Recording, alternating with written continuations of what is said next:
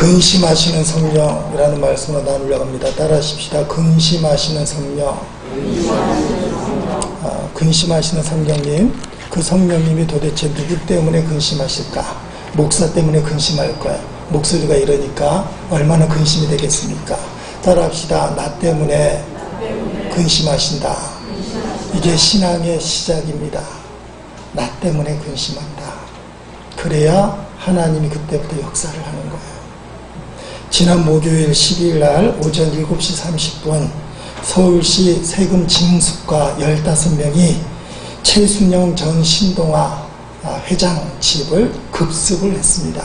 말이 급습이에요. 목요일 날 저녁에 9시 뉴스에도 나왔고 금요일 날은 일간지마다 다 나왔는데 최순영이라는 이 사람이 13년 동안의 서울 지방세 37억이 있는데 한 푼도 내지 않았다는 거예요. 그래서 15명의 징수과가 문을 똑똑 두드리고 계십니까 했는데 인기척이 있는데 없는 겁니다. 그래서 법에 따라서 열쇠 수리공 2명을 불러서 철문을 땄어요. 들어가 보니까 사람이 있는 줄 알았는데 아무도 없는 거예요. 2층 안방에 이 최 회장, 전 회장이죠. 내가 숨어 들어갔어요. 그래서 2층으로 쫓아가서 문을 두드리면서 여기 있는 줄 다 알고 왔습니다. 협조해 주십시오. 아무 말도 안 들리니까 문짝을 땄어요. 문고리를. 대단하더라고요. 들어가 보니까 이 최 전 회장이 떡하니 앉아있어요. 그래서 이제 강제 진술을 하게 됩니다. 부인 이씨 이영자 씨인데 핸드백에서 5만원짜리 현금 뭉치 1200만원, 그 다음에 총 1억 3163만원어치의 금품을 압류했습니다. 이거 다 들었을 거예요. 참 기가 막힌 일이 하나 있었는데 조선일보에 나오는 헤드라인 밑에 첫 번째 말을 이렇게 썼어요. 조선일보니까 최 씨의 부인 이영자가 이야기하는 겁니다. 이영자 씨죠? 죄송합니다. 이영자 씨의 말입니다. 이 돈은 하나님께 헌금으로 낼 돈이에요. 가져가시면 벌 받으실 겁니다.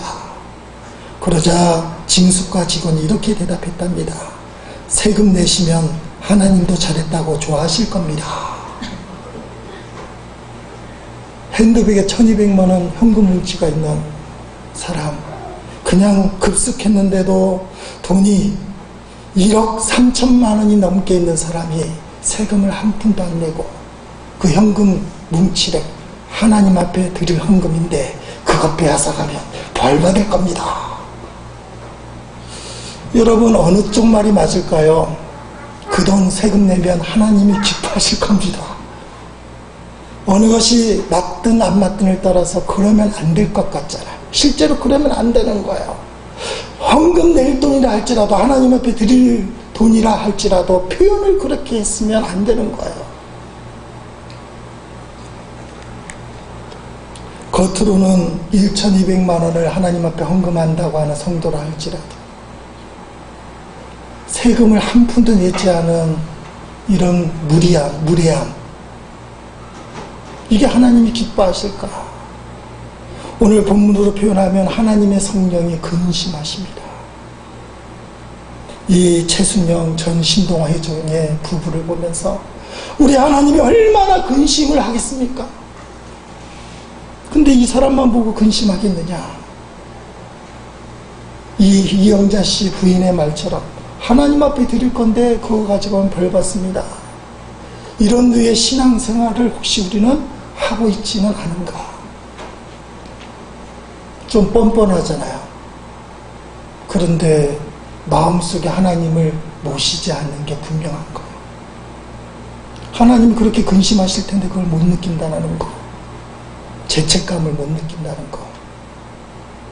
사랑하는 성도 여러분, 오늘 말씀을 통해서 내가 하나님을 근심하게 하는구나. 내 마음대로 사는 것, 내 고집대로 사는 것, 내가 마음대로 결정하고 하나님 앞에 도와달라고 하는 게 얼마나 모순된 신앙이고 성령님을 근심하게 하는지 따라합시다. 내가 하나님을 근심하게 하는구나.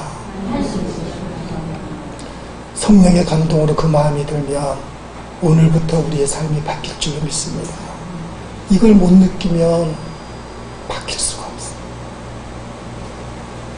자, 오늘 본문 원문으로 보면 우리 성경에는 없지만 처음 시작할 때 카이라는 접속사가 있어. 카이라는 헬라어는 그리고라는 접속사예요. 앞에 있는 문장을 받고 그리고 이 말씀이 이어지는 겁니다.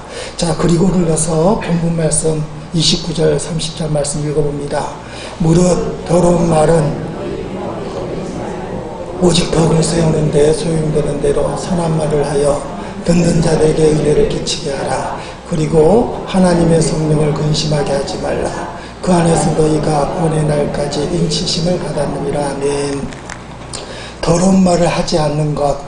만약에 더러운 말을 하게 되면 그리고 하나님의 성령이 근심한다. 더러운 말 하지 말라는 거. 지난 주일날 악의를 품고 상대방을 무너뜨리기 위해서, 교회를 무너뜨리기 위해서 하지 말라는 거예요. 자, 악의를 품는다는 것은 교회 다니는 사람이 누가 교회를 무너뜨리겠어요. 자기는 옳다고 얘기하지만 하나님 앞에 허락받지 않는 방법. 먼저 성령님이 근심하는, 하나님이 근심하는 내용이 무엇이느냐. 하나님을 향하여 원망할 때 하나님은 참지 못하시는 것 같아요. 여러분, 민수기 14장 26절로 30절 말씀, 글씨가 작긴 하지만 우리 한번 읽어보십니다. 여호와께서 모세와 아론에게 말씀하여 이르시되 나를 원망하는 이 약한 회중에게 내가 어느 때까지 참으랴. 이스라엘 자손이 나를 행하여 원망하는 바 그 원망하는 말을 내가 들었노라. 그들에게 이르기를 여호와의 말씀에 내 삶을 두고 맹세하노라. 너희 말이 내게 들린 대로 내가 너희에게 행하리니 너희 시체가 이 광야에 엎드려질 것이라. 너희 중에서 20세 이상으로 계수된 자, 곧 나를 원망한 자 전부가 여분의 아들 갈렙과 눈의 아들 여호수아 외에는 내가 맹세하여 너희에게 살게 하리라 한 땅에 결단코 들어가지 못하리라. 아멘.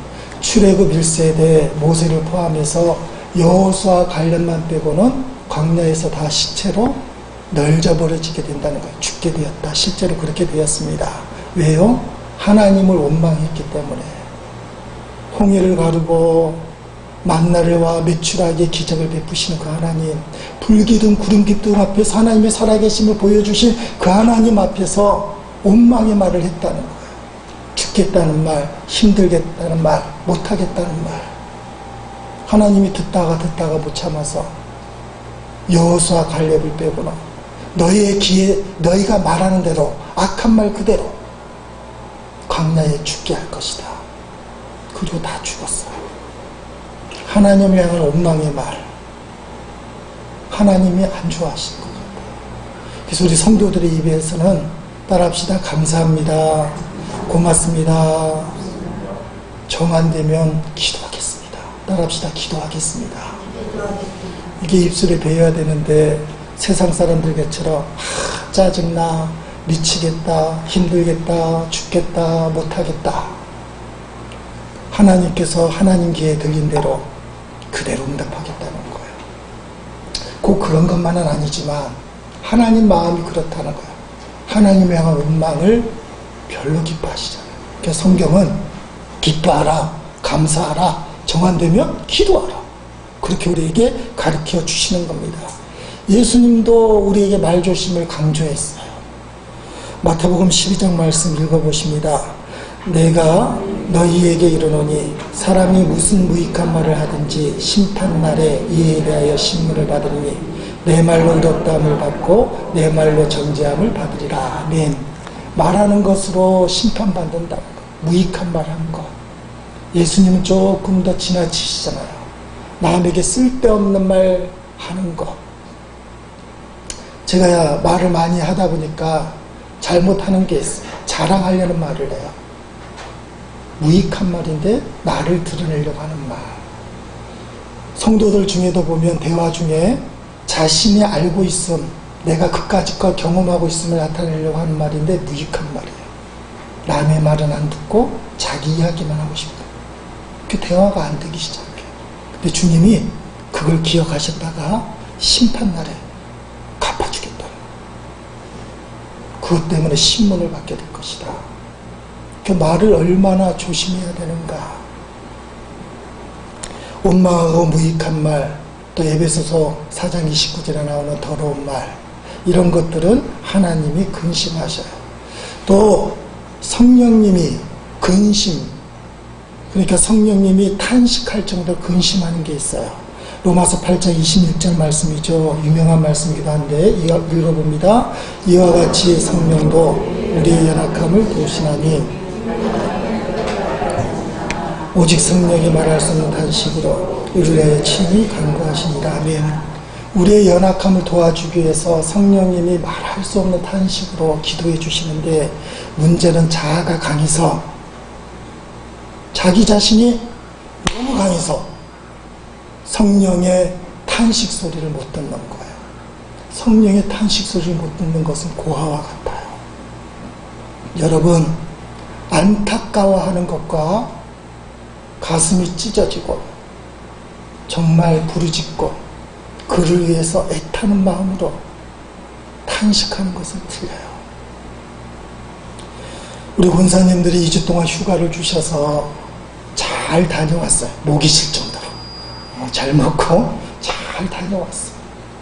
문자 메시지나 인사하시는 분들이 이번 휴가 기간 동안에 모든 걸 털어버리고 오세요, 그러는 거예요. 아, 털어버리고 와야지. 그리고 그런 기회가 되어서 감사를 드립니다. 여러분, 털어버리고 오지만 마음에는 남아있어요. 우리 두 번째, 둘째 아들을 잃은 그 상처가 남아있는 거죠. 그 전에 교인들의 장례식을 치르면 안타까움이 사무쳤어. 나름대로 목사로서 안타까워요. 그래서 장례식을 안타까움으로, 천국에서 만나지만 이별의 아픔 때문에, 이 현실에서 보지 못하는 아픔으로, 안타까움으로 장례식을 치렀어요. 그런데 우리 둘째 아들의 장례식은 가슴이 찢어지는 탄식으로 보낸 거, 말이 안 나올 정도로.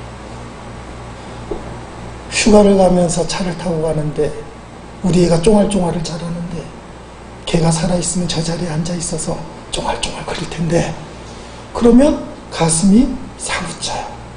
찢어져요. 그 눈가에 눈물 돌아요. 왜요? 내 자식이니까. 성령님의 말입니다.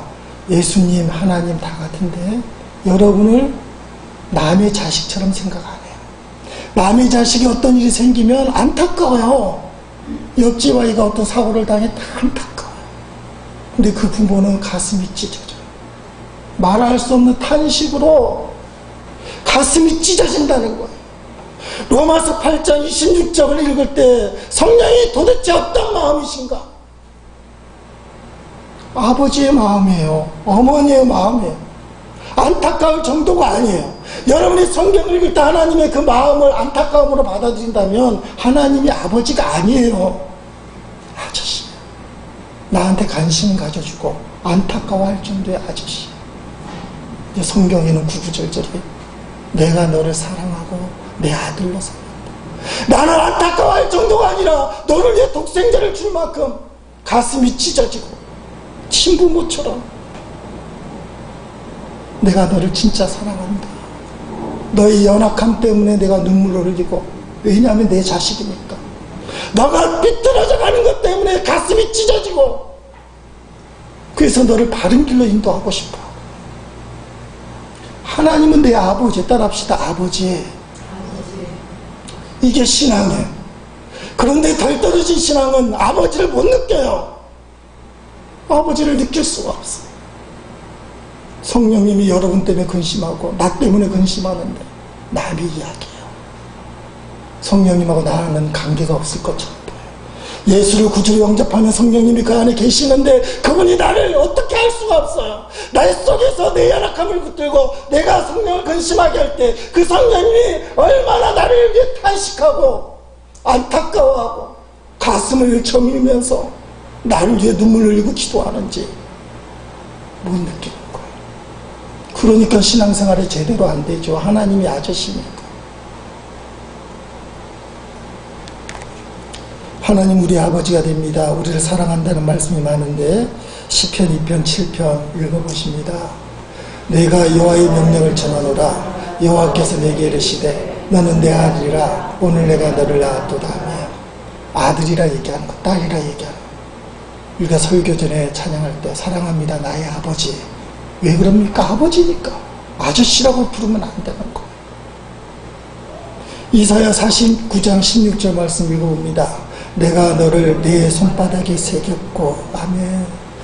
하나님이 손바닥에 우리 이름을 새겼다. 내가 너를 지명하여 불렀나니 너는 내 것이라. 여러분이 교회에 나온 것은 여러분 때문에 나온 것이라. 하나님이 지명하여 불러서 내 것이라. 이사야 43장 1절 말씀에 하나님이 나를 지명하여 내 아들이라 부르셨다는 거예요. 아버지가 나를 그렇게 부르시는 거예요. 사랑하는 성도 여러분, 우리를 무척이나 사랑하시는데 독생자까지 주시고 손에 칼로 이름을 쓸 정도, 손에 피가 날 정도로 우리 이름을 써놓고 사랑하시는데 하나님이 사랑을 주다가 안 되면 그렇게 사랑을 부어주셨는데도 자녀가 깨닫지 못하면 매를 드신다는 거예요. 구약에 그 말씀 하셔요. 이사야 63장 8절로 10절 말씀 읽어보십니다. 이사야 63장 8절로 10절 천천히 읽습니다. 그가 말씀하시되 그들은 실로 나의 백성이요 거짓을 행하지 아니하는 자니라 하시고 그들의 모든 환난에 동참하사 자기 앞에 사절하여금 그들을 구원하시며 그의 사랑과 그의 자비로 그들을 구원하시고 옛적 모든 날에 그들을 드시며 안으셨으나 그들이 반역하여 주의 성령을 근심하게 했으므로 그가 돌이켜 그들의 대적이 되사 친히 그들을 치셨더니 아멘. 하나님이 이스라엘 백성을 나의 백성이라 거짓을 행하지 아니하는 자라. 에베소 말씀과 비슷하죠. 에베소 말씀은 지금 우리가 실천편 이야기하는데 거짓을 버리라. 그런데 성령을 근심하게 한다는 거예요. 거짓말하지 않고 주의 말씀 따르고 하나님을 섬길 줄 알았더니 그래서 하나님이 어떻게 베풀어 주셨습니까? 구원자가 되셔서 모든 환난에 동참해 주셨고 그들을 구원하셨고 사랑과 자비로 그들을 구원하셨고 옛적 모든 날에 그들을 드시며 번쩍 드셨다는 거, 안았다는 거예요. 그래서 홍해도 건너고 안으셔서 구름기둥 불기둥으로 인도해 주셨어요. 그럼에도 불구하고 그들이 반역했다는 거예요. 하나님 아버지의 사랑을 반역했어요. 그래서 하나님은 최후로 그들의 대적이 되사 친히 그들을 치셨더니 에베소서 말씀에 이 이사야 63장 말씀을 근거하는데 이거는 엄청난 말씀이에요. 내가 이렇게 공면하며 성령이 너 때문에 근심하는데 너가 돌이키지 아니한다면 내가 너를 치겠다는 거야. 너를 치겠다. 왜냐하면 바로 서야 되니까. 그렇게 말을 했는데도 그렇게 사랑을 베풀었는데도 너가 돌이키지 않는다면 매를 맞을 수밖에 없다. 매 맞는 게 복이라는 걸 깨닫기를 축복합니다. 나쁜 짓 하는데 도둑질 하는데 일취월장 더 잘 되면 큰 도둑이 되잖아요. 큰 도둑 되기 전에 걸려서 감방 갔다 하고 매 맞고 정신 차려 새 사람 되는 게 진짜 축복이에요. 그 시각이 뜨이지 아니하면 기독교 신앙 가질 수 없어요. 도둑질 하는데 잘 되게 하여 주옵소서. 예수님의 이름으로 기도합니다. 하나님 영광을 위해 큰 도둑질 하게 해 주옵소서. 기독교 신앙이 아니에요. 사랑하는 성도 여러분, 그러기 위해서 하나님의 눈으로 자기를 보는 자세가 필요해요. 자기가 옳다고 생각해서 자기 마음대로 자기 생각대로 신앙생활하는 게 얼마나 위험한지. 그러면 예배 드릴 필요 없고 그냥 자기 생각대로 자기 기도대로 자기 결단을 하면 되는데 왜 예배를 드려야 되고 하나님의 말씀을 드려야 되고 순종해야 되는지를 깨닫지 못하는 거예요. 따라합시다. 하나님의 눈으로 나를 보게 하소서. 여러분, 그 눈이 열리지 않으면 힘들어요. 자기가 생각하는 걸 하나님의 뜻이라고 우길 수 있어요. 그리고 자기가 옳다고 생각하는 걸 절대 안 바꿔요. 하나님 그냥 나를 도와주는 분이지 내 주인이 아니에요. 하나님 그래서 아저씨예요. 하나님이 나를 품고 얼마나 통곡하는지, 성령님이 아버지의 마음으로 얼마나 나를 붙들고 탄식하는지 자식을 두고 통곡하고 탄식하는 부모의 심정을 못 느끼는 거예요. 신명기 12장에 가면, 신명기는 모세가 이스라엘 백성을 향해서 설교가 들어있는 책이에요. 그러니까 가나안 땅에 들어가면 이렇게 해야 됩니다. 12장에 중에 이런 말씀이 있으면 한 절을 보십니다. 12장 8절 읽어봅니다. 우리가 오늘 여기에서는 각기 소견들을 하였거니와 너희가 거기에서는 그렇게 하지 말지니라. 아멘. 자, 광야 땅에서는 각기 소견들이 있지만 약속의 땅 가나안 땅에 들어가면 절대로 하지 말라는 거예요. 각기 소견대로 하는 바람에 1세대는 다 죽었어요. 그런데 여러분, 이스라엘이 젖과 꿀이는 가나안 땅에 들어가서 펼쳐지는 첫 번째 시대가 사사시대예요. 여호수아, 룻기, 사사기 나오잖아요. 그 사사시대는 어떤 시대가 됐느냐? 모세가 이렇게 간곡하게 부탁했어요. 이 광야에서는 각자 소견대로 해도 좋지만 들어가면 안 된다는 거예요. 하나님의 뜻대로 살아야 된다. 그런데 사사시대 끝나는 말씀이 기가 막혀요. 사사기 21장 25절은 사사기의 마지막 말씀인데 읽어보십니다. 그때에 이스라엘의 왕이 없으므로 사람이 각기 자기의 소견에 오른 대로 행하였더라. 아멘. 아니, 모세가 하지 말라고 하는 걸 그냥 일부러 하는 거잖아요. 왕이 없다는 핑계로. 하나님이 원하지 않는 거를 젖과 꿀이 흐르는 축복의 땅에 들어가서 이스라엘 백성이 자기가 옳다는 대로 했다. 그때 하나님의 영광이 가려지고 하나님의 역사가 멈추게 되는 겁니다. 누가 나타날 때까지? 사무엘이 나타날 때까지. 암흑의 계절이 돼요. 사무엘상 3장 1절에 사무엘이 등장하는데 본격적으로, 자, 3장 1절 말씀 읽어봅니다. 이에 사무엘이 엘리 앞에서 여호와를 섬길 때에는 여호와의 말씀이 희귀하여 이상이 흔히 보이지 않았더라며. 자기 소견대로 행하는 바람에 하나님 말씀과 이상이 흔하지 않았다는 거, 없었다는 거예요. 침묵의 시대가 되었다는 거예요. 그런데 그 하나님의 영광이 가려지고 하나님의 역사가 끊었던 그 시대를 새롭게 하나님의 영광을 재현하고 역사가 재현되도록 다시 일어나도록 하게 한 사람이 사무엘이에요. 사무엘은 이스라엘의 첫 번째, 두 번째 왕에게 기름을 부은 위대한 종이에요. 이 말은 무엇이냐? 지금까지는 왕 없이 하나님이 역사를 일으켰지만, 정치를 이끌어갔지만, 이제부터는 하나님이 새로운 정치 역사를 할 것이다. 왕권주의를 허락하고 왕정시대를 열어줄 것이다. 그 관문을 사무엘이 열었다는 거예요. 하나님의 새로운 역사. 그래서 사울왕이 나타나고 그 유명한 다윗왕이 등장하게 되는 계기, 사무엘 때문에 그래요. 택시기사들이 사무엘이 기도하는, 여자아이가 기도하는 것처럼 그 달력을, 조그만 달력을 백묘에 걸어놓기도 해요. 왜 그렇죠? 일이 잘 풀리는 거. 사무엘이 불임이었는데 애를 갖지 못했는데 애 갖게 해달라고 해서 사무엘을 낳아서 한나의 기도가 유행해요. 불임하는 것처럼 일이 안 풀리는 사람들이 한나의 기도를 통해서 사무엘을 얻은 것처럼 내 일이 잘 풀리기를 바랍니다 라고 기도했어요. 그게 틀린 건 아니지만 한나의 기도 속에 있는 놀라운 섭리가 있어요. 한나는 자기 필요 때문에 기도했지만 하나님의 마음을 깨달았어요.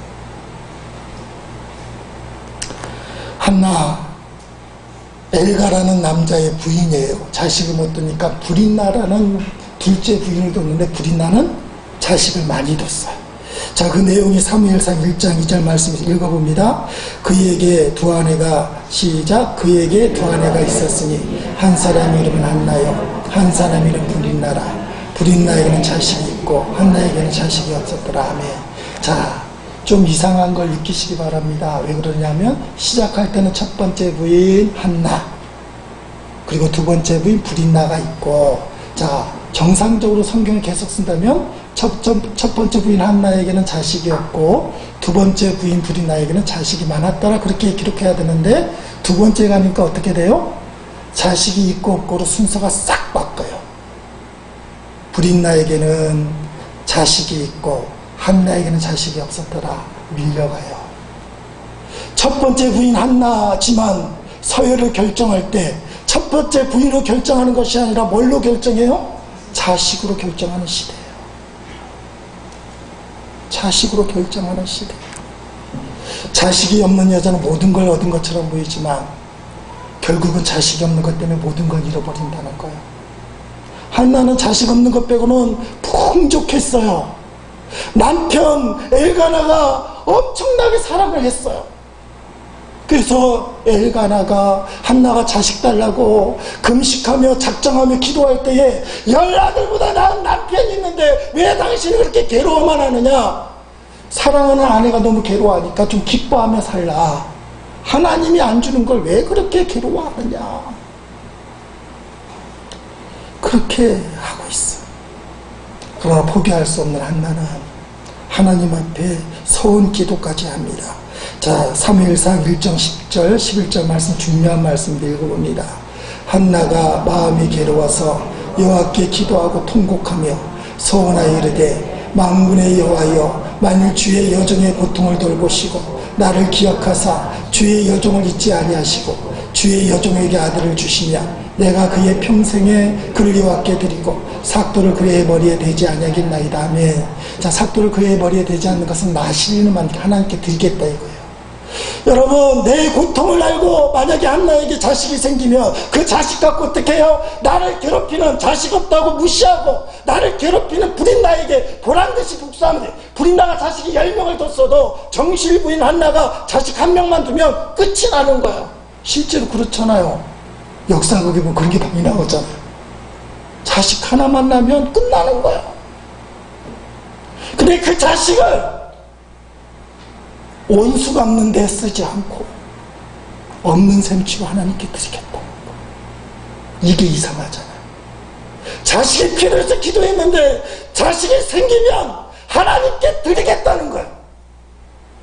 왜 그러느냐? 여러분, 한나가 기도하다가 깨달았겠다는 거예요. 어느 날 한나가 계속해서 성전에 나가서 기도하는데 입술은 꾸벅꾸벅 열었지만 소리가 안 나는 거예요. 에일리 당시 제사장이 이상하게 생각해서 야, 술 먹고 교회 와서 기도하면 돼. 그때 한나가 대답을 했어요. 중요한 내용입니다. 14절 15절 말씀 읽어봅니다. 에일리가 그에게 이르되 내가 언제까지 취하여 있겠느냐? 포도주를 끊으라 하니 한나가 대답하여 이르되 내 주여 그렇지 아니하니이다. 나는 마음이 슬픈 여자라. 포도주나 독주를 마신 것이 아니요 여호와 앞에 내 심정을 통한 것뿐이오니. 아멘. 하나님 앞에 내 심정을 통했다는 거예요. 원래 언어로 보면 마음을 쏟아놓다, 부르짖다는 뜻인데 저 심정에 필이 탁 박혀서 어느 목사님이 설교하기를 하나님의 심정을 느꼈다는 거예요. 하나님의 말씀이, 이상이 희귀한 시대, 하나님 영광이 가려지고 역사가 없어진 시대, 이 시대에 하나님의 심정을 한나가 느꼈다는 거예요. 자기 옳은 대로만 하는 시대. 여러분, 사사시대에 왜 하나님을 안 믿었겠습니까? 왜 제사를 안 드렸겠습니까? 왜 기도를 안 했겠습니까? 한나가 기도했잖아요. 그런데 그 기도하는 게 하나님 중심이 아니고 자기 소견대로 옳은 대로만 하다가 에이 수틀리면 하나님을 무시하고 자기 마음대로 하는 거예요. 하나님의 자식은 없고 악한 세상의 육적인 자식들만 풍성한 시대. 그러면서 하나님을 믿는다고 하는 그 시대에 실제로 하나님의 영광은 가려지고 하나님의 말씀은 희귀해지고 하나님의 영적 자녀는 아무도 없는 그 시대에 한나가 기도하다 보니까 내가 자식이 없어서 이렇게 슬프고 애통한데 비통한데 하나님은 하나님의 자식이 없는 것 때문에 너무나 슬퍼하고 있구나. 그걸 한나가 느꼈어. 내 욕심 때문에 내 자식을 위해 기도했지만 자식이 나면 이 자식만큼은 하나님이 기뻐하는 하나님의 자식으로 드리겠습니다. 하나님의 소원을 품고 하나님의 방법대로 살아가고 하나님이 기뻐하는 자식으로 드리겠습니다. 그래서 하나님 앞에 드리겠다고 소원 기도하는 거예요. 불이 나에게 온수를 갖겠다는 도구로 쓰지 않고 하나님 앞에 드리겠다고 고백하는 거예요. 여러분, 지금 시대는 어떻습니까? 하나님을 믿으라고 하지만 하나님과 관계없이 나 자신만 잘 되면 돼. 그래서 서열이 어떻게 결정돼요? 저는 우리 교회가 꼭 그렇게 되기를 하면 꼭 기도하는데, 물질이 높으면 앞서 나가는 거예요. 권력이 있으면 앞서 나가는 거예요. 세상에서 지위가 높으면 교회의 서열도 높아지는 거예요. 불이 나의 자식들이 한나를 앞서 나가는 거예요. 자식이 있어야 될 하나님의 한나에게는 자식이 없고, 자식이 없어도 되는 불인나에게는 자식이 많기 때문에 그 불인나가 한나보다 서열이 앞서는 거예요. 한국교회가 왜 버려진 소금처럼 세상에 짓밟힙니까? 영권이 없어서 그래요. 교회의 서열이 뭐가 결정됩니까? 불인나에게 자식이 있기 때문에 한나를 앞서 나가는 것처럼 교회에서도 영적인 것보다 물질이, 세상 권력이, 탐욕이, 세상의 자랑이, 그게 앞서 나가니까 교회가 타락하는 거예요. 그 중심에는 뭐가 있어요? 자기 소견대로 행하는 거예요. 모세가 그렇게 광야에서부터 그 땅에 들어가면 네 마음대로 하지 마라, 하나님 뜻을 물어라. 근데 사사시대에 왕이 없다는 핑계로 자기 마음대로 하는 그 모습을 보면서 하나님은 자식이 없으면 안타까워요. 하나님을 기쁘시하게 하고 세상 그 어떤 세상 자식보다 하나님을 먼저 하는 하나님의 자식이 없음을 너무나 가슴 아파했어. 내가 나를 그렇게 사랑했는데, 이스라엘을 그렇게 구원해줬는데, 안고 사랑하고 여태까지 여기까지 끌고 왔는데 먹여주고 입혀주고, 아까 우리가 이사야서 말씀을 통해서 봤잖아요. 근데 너희는 아버지를 반역하고 자기 마음대로 한다. 오늘 우리의 신앙 모습은 어떻습니까?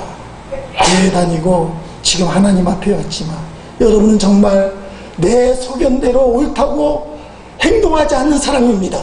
나 하나님이 기뻐하는 자식입니다. 하나님께 묻고 하나님이 원하는 대로 하고 있습니다. 나는 불인 나의 자식을 부러워하지 않습니다. 그까지 세상의 물질, 세상의 건강, 세상의 권위, 세상의 권력은 부러워하지 않습니다. 나는 하나님 한 분만으로 만족하고 하나님의 영적인 자식이 되겠습니다. 그거 하나 하면 다 되는 겁니다. 이런 믿음의 분명한 고백이 있나 이거예요. 교회가 어떻게 되든지 하나님은 어떻게 되든지 나만 잘 되면 된다. 우리가 예배소설 배우는 건 교회의 공동체를 세우기 위함인데 왜 공동체를 세워야 됩니까? 공동체 안에서 여러분의 신앙이 하나님께 붙들림 받고 하나님 중심이 될 때 진짜 축복을 누릴 수 있다는 거예요. 그래서 교회에 오면 여러분들이 하나님 중심으로 사는 법을 배워야 돼요. 교회에서 왜 문제가 생깁니까? 자기 마음대로 결정하는 것 때문에 그래요. 하나님 마음대로 결정하지 못하는 훈련. 우리 교회가 적기 때문에 가끔가다 엉뚱한 일들이 벌어질 때가 있긴 있어요. 하나님밖에 안 묻고 자기 마음대로 결정할 때 곤혹스러운 일들이 생겨요. 여러분, 그래서 제가 이 교회를 개척했기 때문에 우리 교회의 상황을 다 알잖아요. 예배당이 어떻게 변천이 됐고 의자는 누가 갖다 놓고, 여러분 아무도 없는 데서 여러분들이 한 명 한 명 채워줬기 때문에 여러분들의 상황을 어쨌든 다 알고 있어요. 제가 다른 데서 목회하다가 이 교회 부임한 목사라면 모른다 할 수 있지만 저는 다 아는 거예요. 우리 교회 상황은 누구한테 물어봐야 될까요? 하나님 앞에 물어봐야 따라합시다. 목사님한테 물어봐야지. 이게 훈련이 안 되면 각자 소견대로 하는 거예요. 원칙이 정해진 일들은 안 물어봐도 돼요. 마하나임 성가대 회칙이 있고 영산성교회 회칙이 있고 여러 가지들은 안 물어봐도 될 일들이 있어요. 따라합시다. 뭔가 하고 싶으면 권사님에게 물어봐야지. 여러분들이 권사님에게 물어봐야 돼요. 권사님은 즉답을 하면 안 돼요. 원칙이 있는 한. 자, 권사님들만 따라합시다. 목사님에게 물어봐야지. 이게 빨리 잡혀야 돼요. 자기 하고 싶다고 내가 옳다고 내 마음대로 하면 사사시대예요. 사사시대 사람들이 한나가 기도하는 거 보니까 기도도 하고 예배도 드렸지만 하나님의 영광이 가리고 역사가 막혔어. 왜? 자기 마음대로 하니까. 공동체를 세울 때 자기 마음대로 하면 안 돼요. 여러분들 각자가 목사에게 직접 물어보기 힘드시다면 권사님에게 물어보셔야 돼요. 권사님도 원칙이 분명하지 않는 한 목사에게 물어봐요. 그게 신앙 훈련이에요. 오늘 우리의 신앙이 불임나의 자녀들을 부려하는 세상적인 신앙이 되지 않기를 주의 이름으로 축복합니다. 시작은 그렇게 능히 할 수 있어요. 한나처럼 내게 자식이 필요합니다. 불임나에게 모욕을 당하고 내가 정직인데 후처에게 저렇게 창피를 당하고 못 살겠습니다.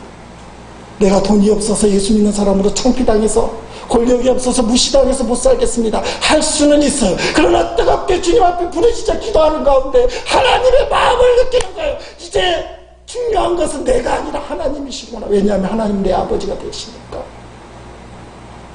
그 깜깜한 시대에 한나는 자기의 필요를 위해서 하나님께 기도했지만 하나님의 심정을 알게 될 때 내 필요보다 하나님의 필요를 채우겠다고 사무엘을 드렸어. 드려진 사무엘을 통해서 하나님의 영광을 회복이 되고 하나님의 역사는 재현이 되는 것을 성경을 통해 보게 되는 겁니다. 사랑하는 성도 여러분, 도대체 교회에서 서열이 맺어지는 것이 무엇입니까? 세상 자식으로 맺어지면 안 된다는 거예요. 하나님 뜻대로 하려는 사람, 하나님의 자식이 교회를 결정해야 된다는 사실이에요. 여러분의 신앙생활이 사사시대처럼 내가 옳다고 생각하는 것으로만 움직인다면, 그리고 내가 옳은 것을 위해서 하나님이 도와주시기만 위해서 기도한다면 하나님의 영광이 가리워져요. 하나님의 역사는 이어지지 않을 거예요. 어떤 마음이 들어야 됩니까? 내 필요를 위해 기도했지만 하나님의 마음을 느끼기 시작합니다. 자기만 잘 되면 된다는 마음을 내려놓고 하나님은 지금 어떤 마음을 갖고 계실까? 나를 통해 지금 근심하시는 그 성령님, 그 성령님을 어떻게 하면 근심하지 않고 기뻐하게 만들까? 여러분들의 삶을 결정하는 게 자기 필요 때문에 움직인다면 우리는 여전히 하나님을 믿지만 사사시대 사람, 육적인 사람이에요. 하나님의 자식이 아니에요. 오늘 자신의 모습을 봐서 그걸 포기할 수 있어야 돼요. 한나가 그것을 포기했습니다. 그랬더니 사무엘상 2장 21절에 보니까 세 아들과 두 딸을 더 줬다고 되어 있어요. 마태복음 6장 33절, 하나님의 나라와 의를 구하면 이 모든 걸 너에게 더하시리라. 이게 성경의 영적인 원리예요. 내 필요만 붙잡고 기도하면 그걸 얻을 수는 있지 모르지만 하나님의 더 큰 축복을 누리지 못해요. 그러나 한나가 사무엘을 하나님 앞에 드리고 삶의 필요를 하나님이 채워주신다는 거예요. 내가 어떻게 하면 하나님을 위해 기쁘게 살까? 이게 쉽지는 않아요. 여러분 생각해 보세요. 한나가 사무엘을 드리는 게 말처럼 쉽겠습니까? 10달 동안 뱃속에 가뒀다가 아파서 낳고 방실방실 웃고 있는 그 애를 젖을 먹이고 젖 안 먹이고 보내면 살릴 방법이 없습니까? 이제 혼자 살만할 때 젖을 떼고 성전에 사무엘을 놓고 돌아오는 한나의 마음을 이해하겠습니까? 아마 한나가 사무엘을 놓고 성전에 두고 돌아오다가 방글방글 웃는 사무엘 아기의 모습을 기억하고 찢어지는 모성애 때문에 이건 아니야. 저는 여자가 아니라서 모르지만 아마 엄마 같으면 다시 성전을 돌아와서 하나님 이건 아닌데요. 결단할 때는 분명했지만 지나고 나니까 아닌데요 하고 그 한나가 사무엘을 다시 안고 돌아가는 게 사실 인간적 아니겠습니까? 젖을 뗀 아이를 성전에다가 달랑 남겨두고 오는 게 어떻게 엄마겠어요? 사사시대에 자기 옳은 대로 한다고 하는 그걸 버리는 게 쉽지 않아요. 오늘 말씀을 들어도 결단 못하는 사람이 있을 수도 있어요. 그 그만한 신앙의 결단이 필요하고 그 결단을 하게 되면 하나님이 새로운 영광과 역사를 열어주시는 거예요. 그걸 보는 눈이 열려야 한나처럼 사무엘을 드릴 수 있어요. 왜요? 하나님의 마음을 알기 때문에. 오늘 우리가 필요해서 물질을 놓고 기도할 수 있어요. 물질을 달라고 기도하다 보니까 물질이 주어지면 더 타락할 수 있잖아요. 하나님이 내게 물질을 허락하시면 하나님의 마음을 시원하게 하는 하나님의 영광을 드러내는 일에 내 물질을 드리겠습니다. 이런 기도가 돼야 돼요.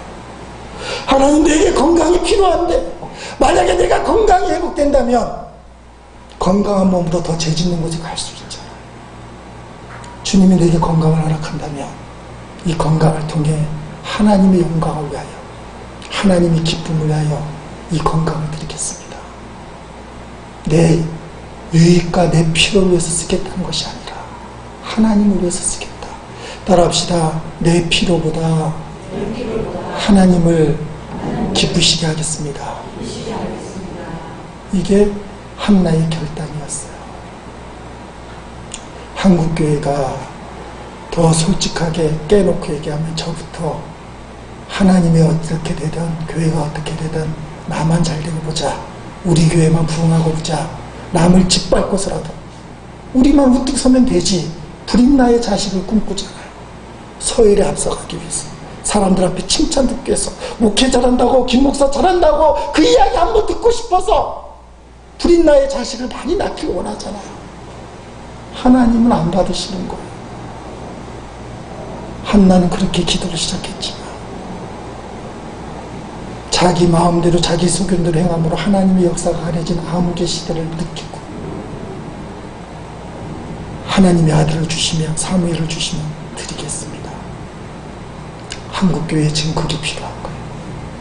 자기 교회만 우뚝 서면 되는 것이 아니라 우리 교회가 부흥하며 하나님 영광을 위하여 빚도 없이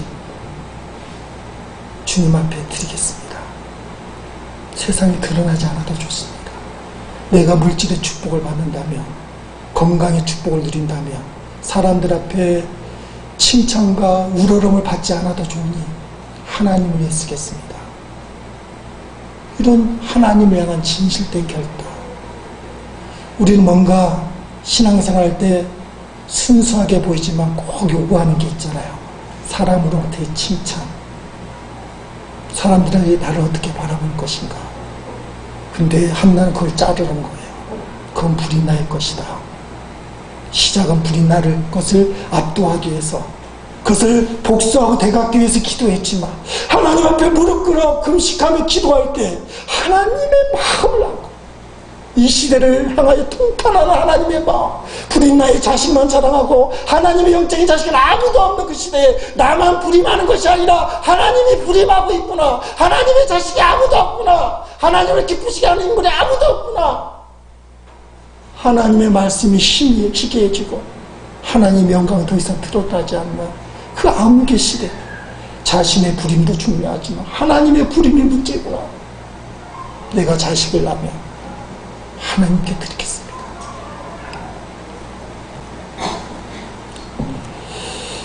우리가 불임나가처럼 하나님의 자녀가 아닌 세상 자녀를 자랑하지 않기를 바랍니다. 주님이 내게 허락하신다면 그 주신 것을 통해서 하나님의 자식 되게, 하나님의 영광이 되게, 하나님의 역사가 재현될 수 있도록 내가 하나님 앞에 드리겠습니다. 그러면 하나님이 역사하셔요.